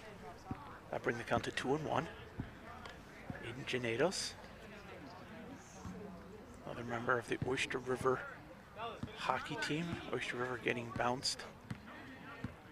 And that's a drive to the first baseman, fielded cleanly. I shouldn't say a drive, it's a grounder. That's a grounder to the first baseman, fielded cleanly, and that will end, well, it's not really ending anything, it's just the end of the half inning. So we will start the bottom of the 6th with a few more changes in the lineup. We have Pierce now at second. And again, Garland at third. That's not a change. And Brady Neubauer, a.k.a. Brody, at first. And we have a new right fielder, Kenton Quaglieri. And Swiss is still in left, and Raitt is still in center. So now Carlson is out. Poitras is out. Follis is out. And in terms of catcher, I still think that's Robar. But I can't tell perfectly, but it looks like Robar.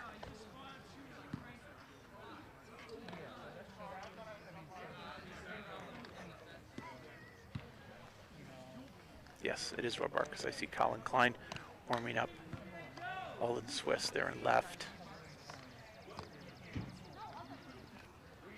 So again, thank you to Bill Rogers with Somersworth Community Television for inviting me here just spontaneously at the field. Thank you. And Bill has an enviable technical setup here. I'm a lawyer by day, but aspire to do something like this in my next life. He has all the right tools. He has a little, I don't know if that's a MacBook Air, 13-inch MacBook Air, and all sorts of... This is the ATEM Mini Pro ISO, so it records all the cameras isolated, which is kind of handy. Yes. So he has at least 3 cameras going right now. One cropped on the scoreboard, one cropped on the batter, and then one probably handheld. You follow the action on the one closest to you? Try to. Yeah. Much as we can keep up. Yes. Well, I both man the cameras and do the play-by-play. Yeah. And but this is wonderful, and I appreciate you being gracious enough to allow me to call the play-by-play. Yeah, I've made a different call. I don't attempt to do the play-by-play. I envy you for being able to play-by-play and keep track of the cameras at the same time. Yes. Well, I'm not saying I do both well or either well. Well, thank you again, Bill. Sure. So we have the bottom of the 6th, 11-2. Robinson at the plate. I know his name because he pitched for the first few innings. Taj had a shutout his first game. Oh, did he? Okay. And a home run that game, too. That's a pop-up to right field. Quaglieri settling underneath it. And that's a no. Came out of his glove. It was in there for a moment, but not long enough to be considered transitional. And so that's just going to be an E9. And but it's hard to come just off the bench and first batter flare out there, but it is what it is.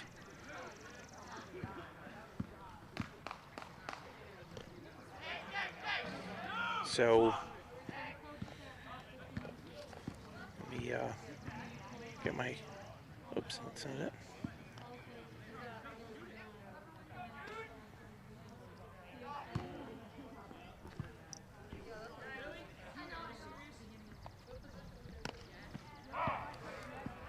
So that's Druin at the plate.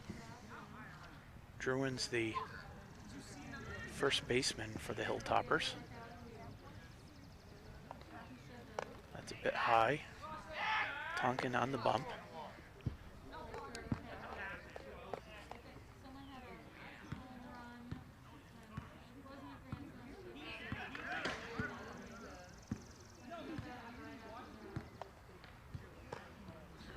So Tonkin takes the count to 3-1.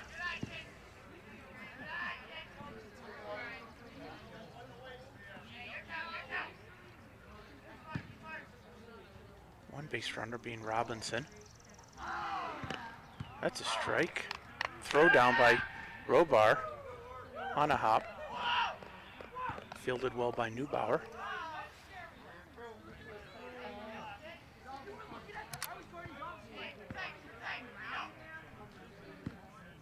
Three and 2 count. Pitch. Pop up behind the dugout. Out of play. Again, this is just a perfect setting for baseball. The grounds just gently rise over the fields, and so it's just a perfect place because you have an elevated vantage point to watch the game no matter where you stand around it. That's a walk. So Tonkin has now put 2 men on and no outs. And there's a little bit of a breeze. Relatively steady though. The flag out in center field is dead, so it's not enough to lift that flag. It was a bit warmer when this game first started. Sun was out. Must have been almost 60. I could be exaggerating, but not intentionally. But it felt warm. Maybe it's because I just had too many layers on. That's a drive, but right at rate.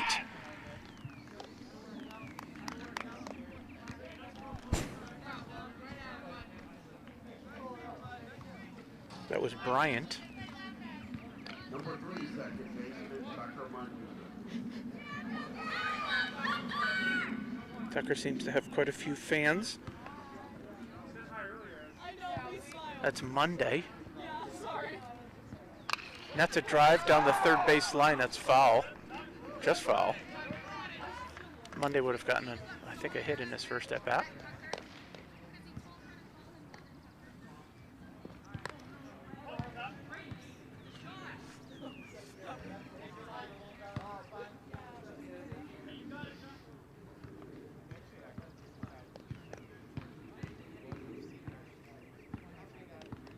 So 2 men on.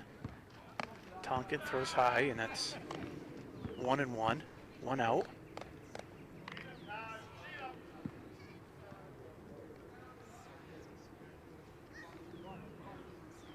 Pitch. That's a drive again to Rate. Rate settling underneath it. 2 well hit balls, but Rate taking away runs in the field and putting up runs at bat. This is the Brandon Rate show today. That's 2 outs. Number 15, center fielder Will Vernier. Vernier now at the plate, the center fielder for the Hilltoppers. 2 outs. Runners on first and second. That's a ball inside. Not that I can tell perfectly from this angle, but I can generally tell by how this batter tends to step out on inside pitches. That's a cut. Pop fly. Fielded. Out. So a nice play by Garland there for the 3rd out. And that will take us to the 7th final inning.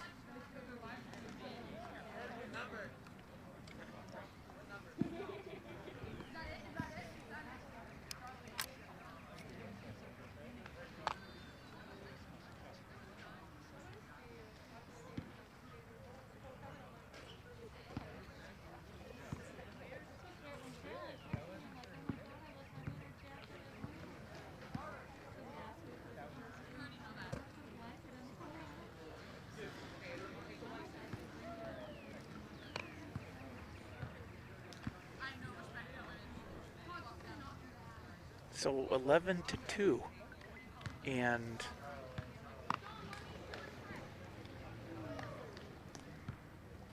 Oyster River will take likely its last set of at-bats for this game.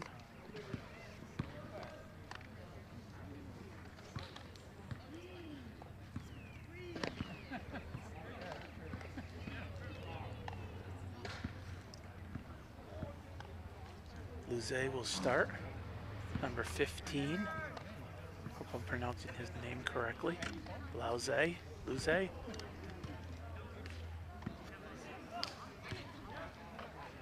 I'm gonna go with Luze.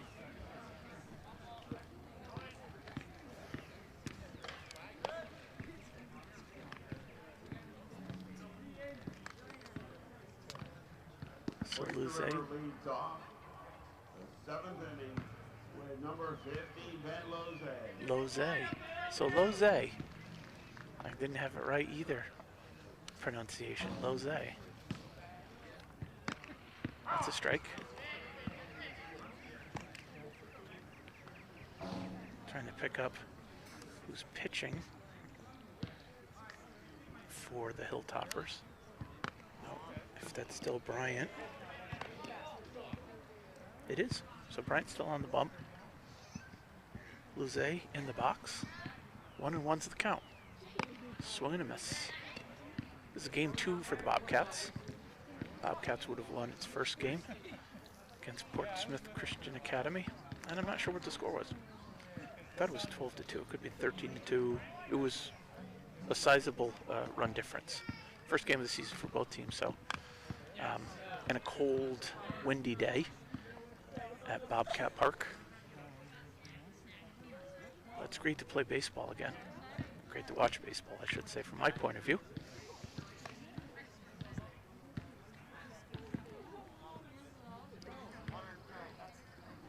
One and 2 is the count. And that's the third strike on Loze. So he will head back to the dugout. Number 60, Eli Pierce. Eli Pierce now, number 16.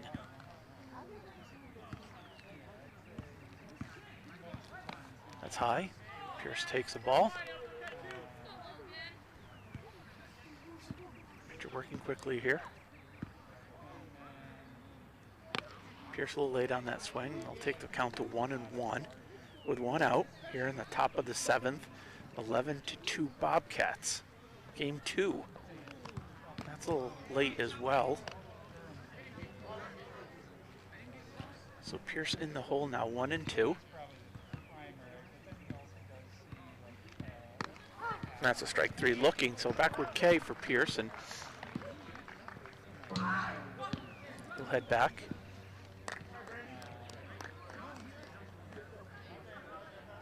They'll bring up Brandon Raitt, Number 14, the center fielder, Brandon Raitt. who has absolutely terrorized the Hilltoppers today. And that is played by the first baseman. Initial bobble, but quickly recovered to get Raitt up. But Raitt, it's been the Brandon Raitt show today. 2 home runs. One for a 2-run homer, and the second one a grand slam. So he has done damage today and made a number of plays in the center field where he resides. So Tonkin will finish out this game.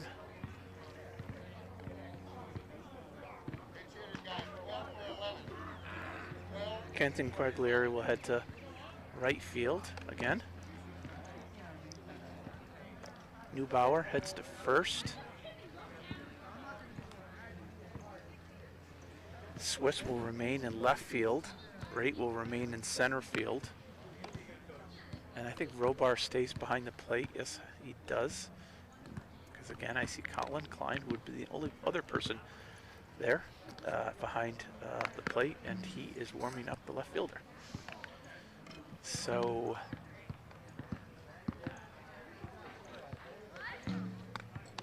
Spire remains at short. Garland at third.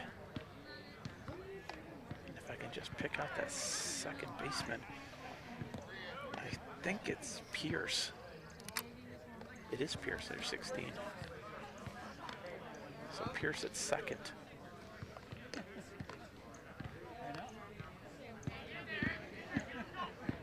Hilltoppers lead off the bottom of the 7th. Number 12, Eric Goodrich.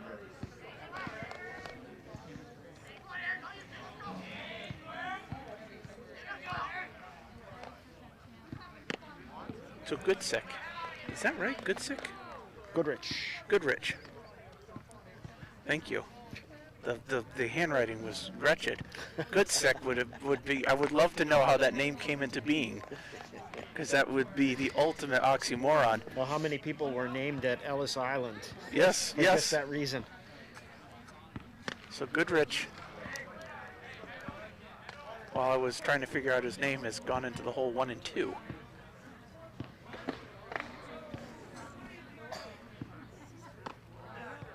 And 2 and 2. Ellis Tonkin on the mound. Been on the mound since the 5th. Foch Lovejoy pitched the first 4 innings, giving up 2 runs. Again, Foch, game 1, only pitched 1 inning, 9 pitches, 9 strikes. That's a swing and a miss, and so Goodrich down swinging. Re-entering the game for the Hilltoppers, now batting number 10, Lucas Kelly. So Lucas Kelly on at bat now. Lucas is, I think, their second baseman. Number 10.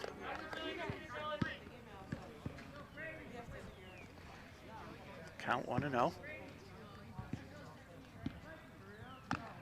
That's a strike. 1-1. The sun's getting a little bit lower. It's dropping in center field, and I'm curious as to how that affects the batter.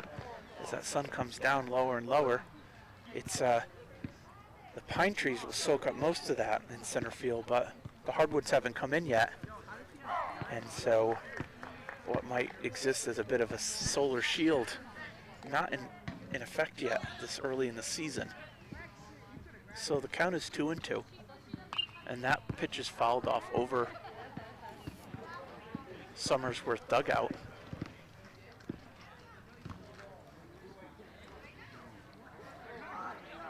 So 11-2, bottom 7. Count is 2 and 2, 1 out, no one on base. And that's a pass ball.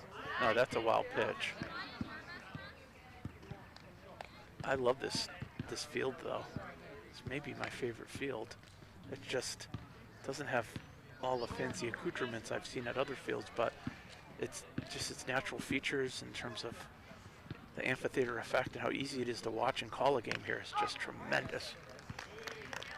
And that's a strikeout, so Tonkin starts the bottom of the 7th with Number 7, 2 strikeouts. shortstop, Caden Bickford. So Bickford now.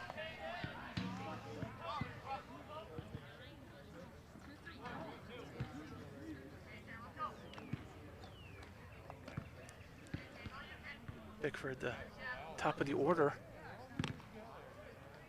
First, maybe last here for the Hilltoppers. 0-1. Tonkin looking maybe to strike out the side to end this game. Wishful thinking, for sure. Of course, I'll get in trouble for jinxing that, but calling games for baseball is new to me. That's a ball, 2-1. I'll avoid those mistakes later.